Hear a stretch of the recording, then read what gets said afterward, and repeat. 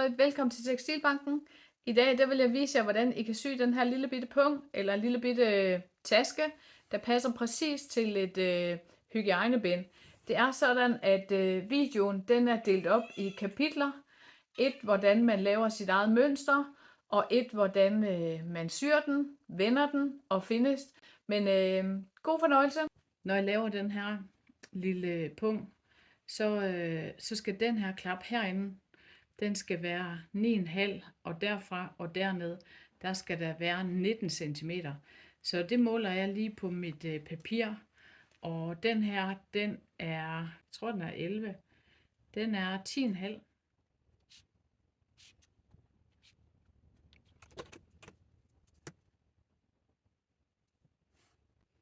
Hej Henning, kommer du lige med? Så skal jeg måle 9,5 op her, fordi det er min bund.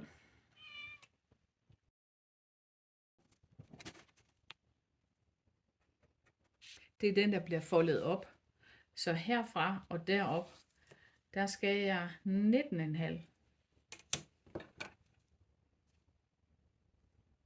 Det er der.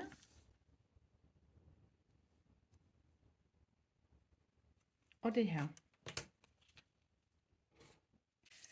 Så er det mit mønster.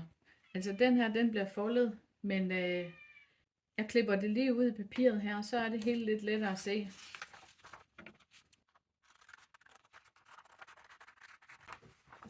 Hej Henning.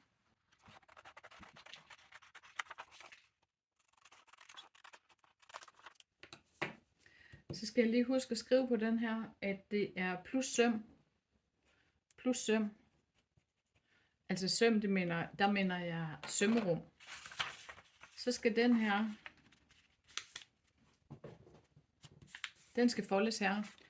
Og hvordan jeg vil lave mit låg eller min lukning her, om jeg vil have den firkantet eller om jeg vil have den rund, det kan jeg jo finde ud af. Men den jeg laver her, den tænker jeg godt nok lige at lave firkantet. Og hvis nu man vil lave den rund, så vil jeg gøre det sådan her. Jeg kan også folde den her ud. Men jeg vil folde de her to, der er klap, dem vil jeg folde sammen. Så de her linjer er ud for hinanden, og den passer her. Så kan jeg klippe en runding. Så bliver den side og den side magen til hinanden. Det er jo mega fedt. Nu har jeg lavet mit mønster. Nu er jeg klar til at skal klippe noget stof. Jeg har sådan et stykke hørstof her. Det vil jeg bruge. Og det er simpelthen langt nok. Grunden til at jeg vil bruge det her ensfarvet, det er fordi det er lettere at se, når jeg laver videoen. Jeg lægger det på sådan her, så jeg kan se, der er plads rundt omkring det hele. Altså der er plads til at jeg kan lægge søm på der og i den anden side. Jeg hæfter det lige fast med nåle.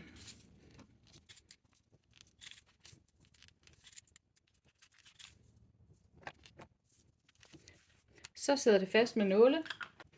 Jeg har sådan en lille tus her. Den forsvinder med ilt, men jeg kan altså meget godt lide at bruge den. Jeg markerer 1 cm hele vejen rundt.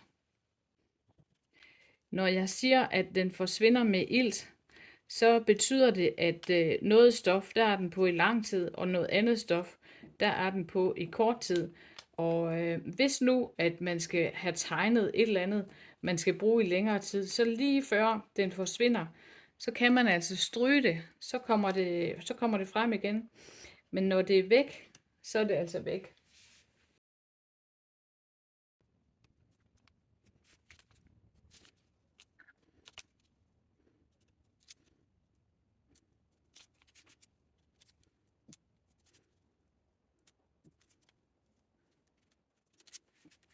Tada! Så er jeg klar til at klippe.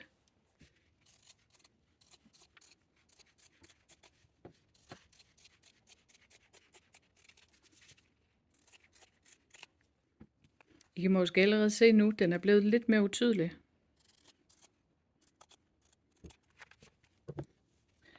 Den her, den består af 2 lag stof, så jeg skal lige have et stykke stof til indvendigt. Og den streg her, hvor jeg skal folde den skal jeg ligesom have styr på. Så jeg vil lige lave et lille bitte klip der, sådan så jeg lige har en lille markering. Og det gør jeg også i den anden side. Ups, så er der et lille klip. Så skal jeg have et stof til indeni. Der har jeg sådan et stykke sødt patchwork-stof. Det vil jeg gerne bruge. Og det lægger jeg på. Det lægger jeg simpelthen ovenpå. Jeg tror, jeg vil vende den mønstrede side opad, så kan man bedre se det. Det vil jeg lægge på sådan her. Og så vil jeg hæfte det fast. Og jeg vil bare klippe efter den samme. Tag lidt par nåle i.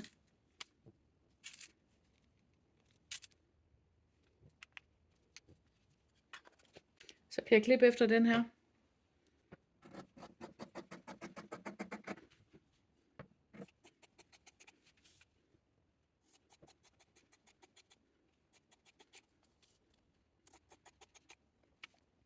Så var der markeringerne her. Jeg har klippet i hørstoffet. Nu skal jeg lige klippe igennem det blomstrede også. Så tager jeg det hele af, eller mønstret af, og skiller de her to ad, fordi jeg skal have taget dem ret mod ret.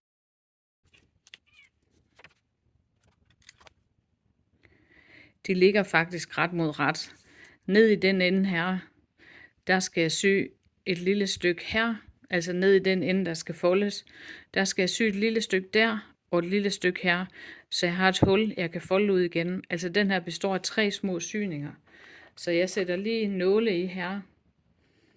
Jeg vil sy dertil.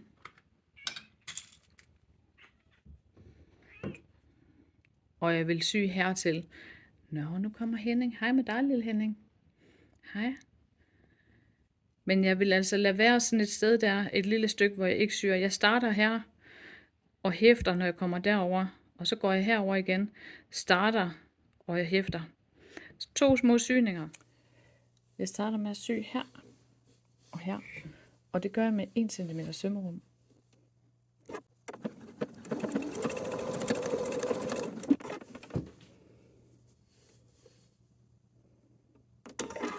Henning, du må ikke være med. Jeg sætter lige hånden her bagved igen for Henning.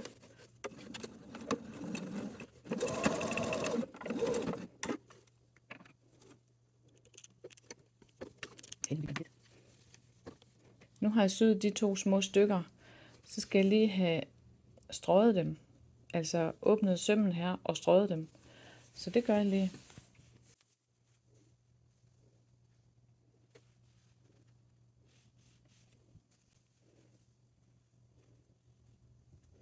Jeg folder stoffet hele vejen over, og så stryger jeg en gang mere.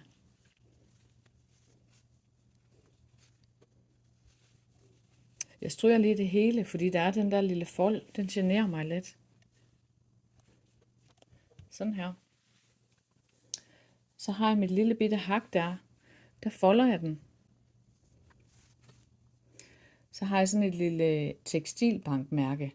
Det kunne jeg faktisk rigtig godt tænke mig at få med i den her syning, så det kommer til at stikke ud.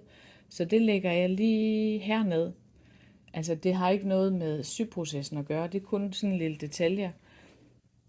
Når jeg nu skal sætte nåle i, så skal jeg kun have nåle i den her i folden og i foret. Så det betyder, at jeg skal have 3 lag. Jeg skal ikke røre ved den der. Jeg skal have nåle til at sidde der, så den går igennem der. Og jeg skal have en på den anden side også, så jeg kan styre den.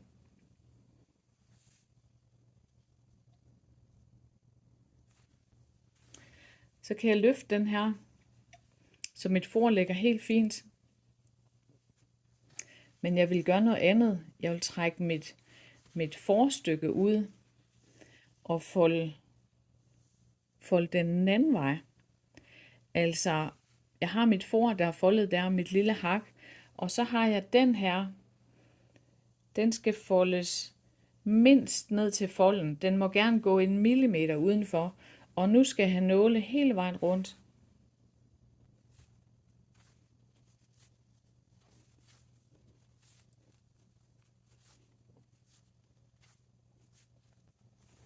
Jeg vil gerne have de her hjørner sådan fuldstændig perfekt, så jeg tegner lige på dem.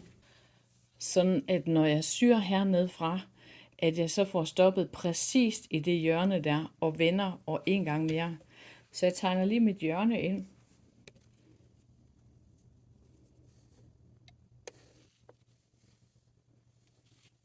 Altså jeg sætter bare en lang streg. Så får jeg et kryds. Og det gør jeg også herover.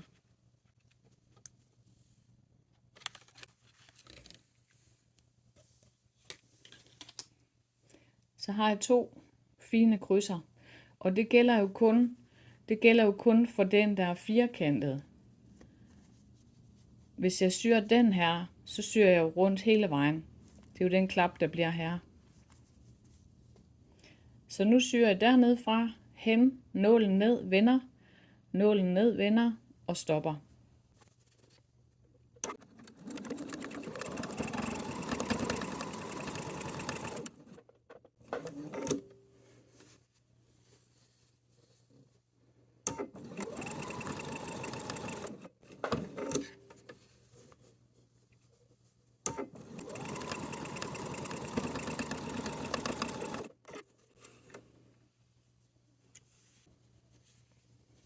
Jeg tager alle nålene ud.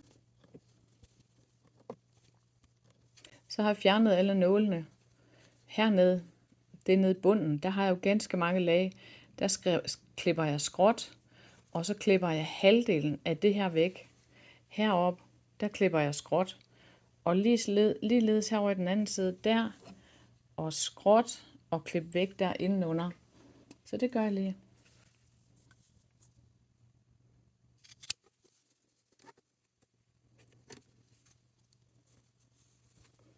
Det er kun de midterste 2, så jeg klipper altså ikke i mit forstof og heller ikke i mit for. Det er kun de inderste. Og så hernede, der klipper jeg skråt og skråt.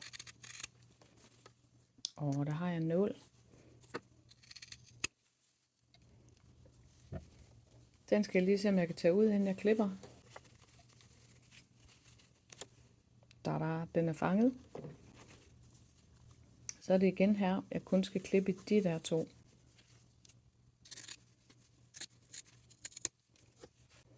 Så er den klar til at blive vendt, men jeg kan altså lige stryge det her lidt tilbage først, så det vil jeg lige gøre.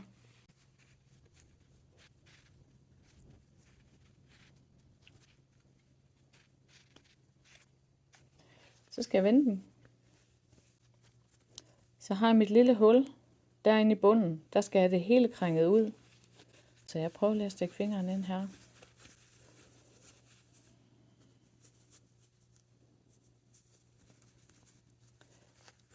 Og jeg vender lige det ene hjørne ud med det. Så prøver jeg lige at se, om jeg kan få en finger ind i det andet hjørne herover. Det kan jeg godt. Jeg prøver altså på lige sådan at holde hjørnet lidt. Mit sømrum holder jeg ned, og så har jeg en finger herinde, inde i posen, eller inde i tasken. Og så holder jeg lige her, og så ser jeg lige sådan, om jeg kan dreje stoffet rundt om, så jeg kan få det hævet ud. Hvor svært det her er, det afhænger af, hvor stort vores hul vi lavede helt fra starten af, og hvor stift vores stof er.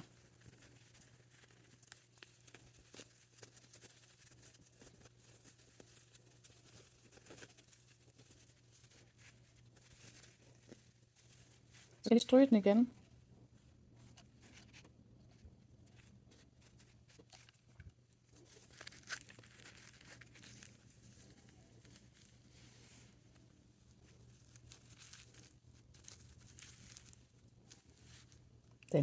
Den er da super fin. Cool. Jeg håber, du kunne lide videoen og har lyst til at lave din egen lille punkt.